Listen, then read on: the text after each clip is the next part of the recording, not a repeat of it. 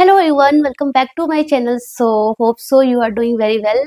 And you know कि CRE exam 4 का notification out हो चुका है एंड इट्स लाइक कि इन 22 से 24 के बीच में कभी भी दिसंबर में कभी भी एग्ज़ाम हो सकता है, ठीक है। So almost you have 30 days. So इस 30 डेज को आपको प्रॉपर किस तरीके से डिवाइड करना है, किस तरीके से पढ़ना है, so that you can crack CRE exam and you can opt like NO SNO, basically SNO जिसको बनना है उसके लिए तो ये ग्रेट अपॉर्चुनिटीज़ है, ठीक है ना। सो लेट्स डिस्कस कि आपको बेसिकली कैसे आपको अपना सिलेबस डिवाइड करना है, कैसे क्या पढ़ना है, so that you can take the maximum score in your exam.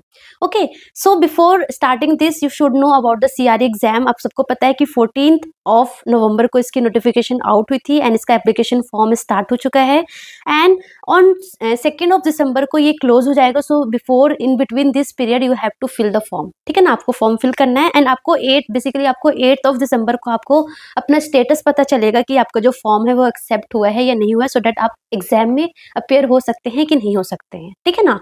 And you know कि CBT का जो एग्जाम है वो CBT बेस्ड है, कंप्यूटर बेस्ड है एंड ये 22 से 24 के दिसंबर के बीच में लाइक किसी भी एक दिन भी हो सकता है, ठीक है ना। एंड इस वेबसाइट पे जाके आप फॉर्म को फिल कर सकते हैं, ठीक है ना।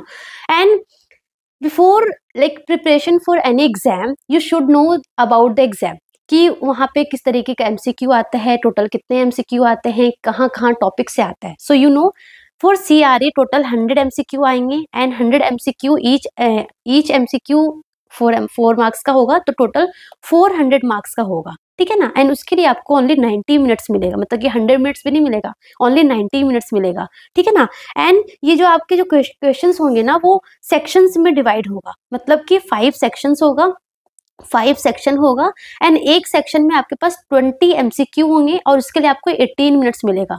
So like with in 18 minutes में आपको ये 20 MCQ कंप्लीट करना होगा। जैसे ही 18 मिनट खत्म होगा सेकंड सेक्शन खुल जाएगा एंड फर्स्ट वाला क्लोज हो जाएगा, फिर आप उसको फिर से देख नहीं सकते हो। सो विद इन 18 मिनट्स में ही आपको ये 20 के 20 MCQ कंप्लीट करने होंगे, ठीक है ना।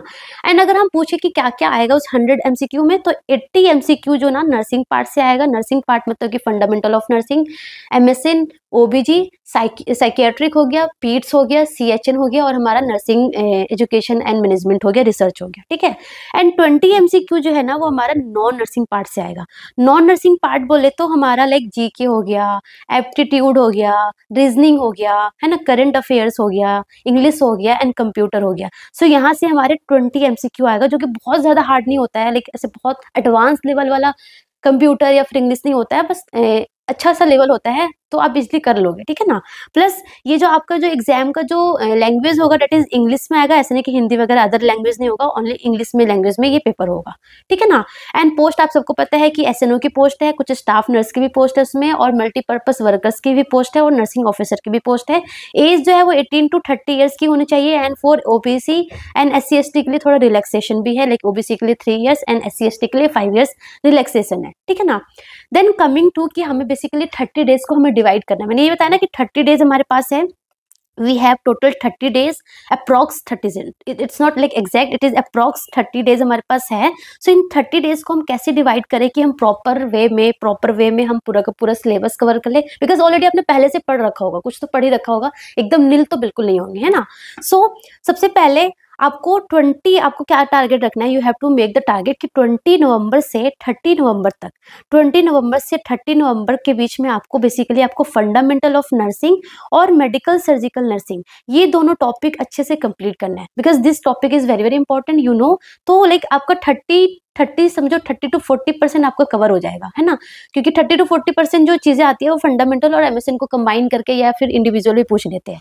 सो आपको फंडामेंटल ऑफ नर्सिंग और मेडिकल सर्जिकल नर्सिंग, उसके साथ थोड़ा सा नाट फिजियो और थोड़ा सा जो उसका फार्मा, जो भी आप MSN जो भी सिस्टम पढ़ रहे हैं उसका जो फार्मा है वो पढ़ लेना, ठीक है ना। वो आपको 20 से 30 नवंबर के बीच में आपको पढ़ना है एंड बेसिकली आपको ना जो हाई इल्ड टॉपिक है, जैसे कि फंडामेंटल में पूछ लिया तो लाइक हमारा ABG हो गया, पोजिशनिंग हो गया, इंट्यूबेशन हो गया, CPR हो गया। सो जैसे जो हाई इल्ड टॉपिक है ना उस पर ज्यादा फोकस करो, ठीक है ना। प्लस आपने टॉपिक पढ़ा बट टॉपिक पढ़ना इज नॉट कि आपने टॉपिक पढ़ लिया आप एक्सपर्ट हो गए, बिकॉज एग्जाम में आपको थ्योरी लिख के नहीं आना, all you have to make an ability कि you can solve the MCQ, है ना। बेसिकली आपको एमसीक्यू सॉल्व करने वाली एबिलिटी होनी चाहिए, है ना, बिकॉज वही आपको एट द एंड काम आने वाला है। सो आप जस्ट ऐसे नहीं कि आप जस्ट थ्योरी पढ़ रहे हो, कॉन्सेप्ट्स क्लियर करके छोड़ रहे, no, you have to solve the MCQ. आप मल्टीपल चॉइस क्वेश्चंस करो एंड ऑल्सो पीवाईक्यू भी करो। पीवाईक्यू करने के क्या फायदा होगा कि आपको एक आइडिया मिल जाएगा, मतलब ऐसे नहीं कि पीवाईक्यू रिपीट होगा, पीवाईक्यू करने का आपको एक आइडिया मिल जाएगा, इस तरीके से एमसीक्यू आता है, ये टॉपिक इतने इंपॉर्टेंट है, तो थोड़ा पीवाईक्यू भी करो, ठीक है ना। सो एमसीक्यू करो, पीवाईक्यू करो। अगर आपने कोई टेस्ट सीरीज ज्वाइन कर रखा है तो वहां से आप लॉन्ग टेस्ट भी दे सकते हो। So like proper long test देके आप प्रॉपर एनालाइज कर सकते हो कि कितने मार्क्स आ रहे हैं, कितने नेगेटिव हो रहे हैं, एंड जो मिस्टेक हो रहा है उसको आप मिस्टेक नोटबुक में लिख लो, है ना। जो मिस्टेक हो रहा है उसको आप मिस्टेक नोटबुक में लिखो। जो टॉपिक बहुत वोलेटाइल है, जो आप बहुत जल्दी भूल रहे हो, उसको आप मिस्टेक नोटबुक में लिख लो एंड डेली उसको थोड़ा थोड़ा रिवाइज करते रहो, है ना, for quick reason, so that exam से पहले भी आप उसको फटाफट रिवाइज कर लो। सो 20 मेक द टारगेट कि 20 से 30 नवंबर के बीच में आपको फंडामेंटल ऑफ नर्सिंग और मेडिकल सर्जिकल नर्सिंग आपको कंप्लीट करना है, एंड बहुत इजिली कवर हो सकता है। And if you have doubt कि फंडामेंटल ऑफ नर्सिंग कहाँ पढ़ना है, तो ऑलरेडी मैंने अपने ही चैनल पे पूरा का पूरा फंडामेंटल ऑफ नर्सिंग बहुत अच्छे से पढ़ा रखा है। सो ऑल यू नीड कि आप मेरे चैनल के प्लेलिस्ट में जाओ, फंडामेंटल ऑफ नर्सिंग टाइप करो और आपको सारे के सारे लेक्चर फंडामेंटल ऑफ नर्सिंग के दिख जाएंगे। Plus also I covered medical surgical nursing का मोस्ट पार्ट मैंने कवर कर दिया है, लाइक एंडोक्राइनोलॉजी में कवर कर दिया है मैंने, कार्डियोवास्कुलर सिस्टम, मैंने रेस्पिरेटरी सिस्टम, और मैंने ये जो टॉपिक है बहुत ज़्यादा इंपॉर्टेंट नर्वस सिस्टम, ये 4 सिस्टम मैंने ऑलरेडी कवर कर दिया है। सो इनमें अगर आपको कोई डाउट है तो आप वहाँ पे वीडियो देख सकते हो, ठीक है ना। सो आपको बेसिकली 10 दिन में आपको फंडामेंटल और एमएसएन कंप्लीट करने हैं, ठीक है। Then coming to 1 December to 10 December, ये इस 10 दिन में आपको बेसिकली आपको ओबीजी का, पीडियाट्रिक्स का और साइकियाट्रिक का जो मोस्ट इंपॉर्टेंट टॉपिक है वो आपको कवर करना है, एंड ये बहुत इजीली हो जाएगा, लाइक 3 to 4 डेज में आराम से ओबीजी हो जाएगा, 2 to 3 डेज में आराम से आपका पीडियाट्रिक्स हो जाएगा, एंड साइकियाट्रिक भी आपका 2 to 3 डेज में आराम से हो जाएगा, ठीक है ना। ओबीजी को बिल्कुल भी मिस मत करना, ओबीजी अब बहुत ज्यादा इंपॉर्टेंट होते जा रहा है, ओबीजी से बहुत सारे एमसीक्यू आते हैं, ठीक है ना। सो ओबीजी, पीडियाट्रिक्स एंड साइकियाट्रिक आपको विद इन 10 डेज में खत्म करते रहना है, एंड उसके साथ साथ जो आपने पिछले आपने 10 डेज में आपने जो एमएसएन, आपने जो फंडामेंटल ऑफ नर्सिंग पढ़ा है, अगर आप उसको टच में नहीं रहोगे तो आप भूल जाओगे, कंप्लीटली भूल जाओगे। So you have to do a revision daily, आपको रिवीजन भी लाइक एक इंटरवल ऑफ टाइम पे कि आज मैंने फंडामेंटल का इतना चैप्टर रिवाइज कर लिया, एमएसएन का इतना कर लिया, कल मैं इतना करूंगी। सो आपको एक फ्रिक्वेंट टाइम पे आपको रिवाइज भी करते रहना है पुराना वाला जो आपने पढ़ रखा है, सो डैट आप भूलो ना कंप्लीटली, ठीक है। सो रिवीजन आपका चलता रहेगा, प्लस आपको एमसीक्यू तो करते ही रहना है, एमसीक्यू नहीं करोगे तो कोई फायदा ही नहीं है, जस्ट कॉन्सेप्ट पढ़ के जाओगे तो कुछ फायदा नहीं होने वाला है। सो एमसीक्यू करना है, एंड लॉन्ग टेस्ट अगर आप देते हो तो वीक में 1 या फिर 2 आप लॉन्ग टेस्ट दे दो, उसमें जो मिस्टेक हो रहा है उसको एनालाइज करो, कहाँ कहाँ मिस्टेक हो रहा है, एंड उस पर ज्यादा काम करो। जो वीक टॉपिक है एंड जो वीक टॉपिक है प्लस वो टॉपिक बहुत ज्यादा इंपॉर्टेंट है for exam point of view sir, तो उस पर ज्यादा फोकस करो, ठीक है। सो मिस्टेक बुक को एनालाइज करते रहो इन बिटवीन, ठीक है। उसके बाद हमारा 11 दिसंबर टू 20 दिसंबर में बेसिकली आपको कम्युनिटी हेल्थ नर्सिंग पे फोकस करने हैं।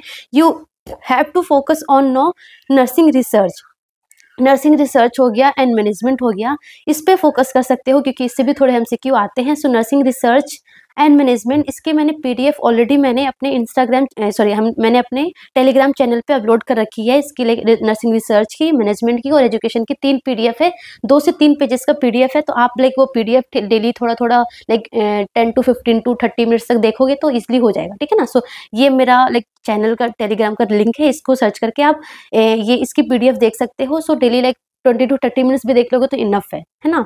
एंड साथ ही साथ आपको नॉन नर्सिंग पार्ट पे भी अब फोकस करना है क्योंकि 20 एमसीक्यू जो है हमारा नॉन नर्सिंग पार्ट से आएगा, तो ये इसको ऐसे छोड़ना नहीं है। तो नॉन नर्सिंग पार्ट में जो करंट अफेयर्स जो करंट जो जीके है वो आप देख लेना, रीजनिंग के कुछ एमसीक्यू सॉल्व कर लेना, ठीक है ना, मैथ्स के कुछ एमसीक्यू सॉल्व कर लेना, थोड़ा कंप्यूटर बहुत एडवांस नहीं आता उतना, कंप्यूटर तो आई थिंक आपको आता ही होगा, सो इतना डीप जाने की जरूरत नहीं है, थोड़ा इंग्लिश आपको उतना आती होगी, सो वो हो जाएगी, है ना। बेसिकली आपको थोड़ा करंट अफेयर्स देख लेना है, रीजनिंग और आपको मैथ्स से रिलेटेड थोड़े एमसीक्यू सॉल्व कर लेने, ठीक है ना। प्लस आपका रिवीजन तो चलता ही रहेगा और एमसीक्यू जो आप डेली करते हो वो करते रहना है, एमसीक्यू तो डेली करते ही रहना है आपको, ठीक है।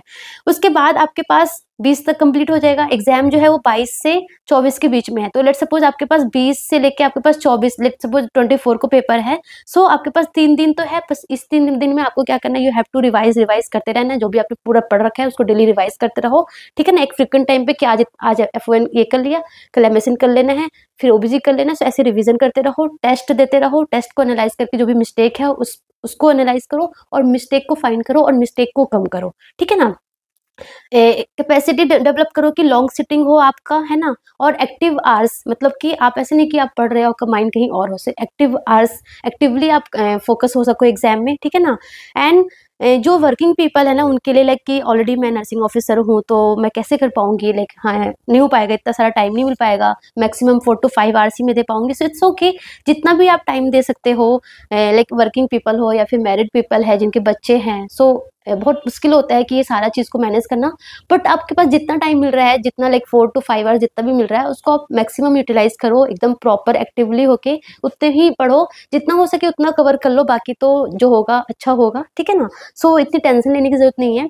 एंड अगर आप वर्किंग पीपल हो तो ट्राई करो कि आप एग्जाम से लाइक 5 डेज पहले थोड़ा ऑफ ले लो, CL वगैरह कुछ ले लो, है ना, सो डैट आप प्रॉपर वे में 5 डेज तक आप एक्टिवली पढ़ सकते हो, ठीक है ना।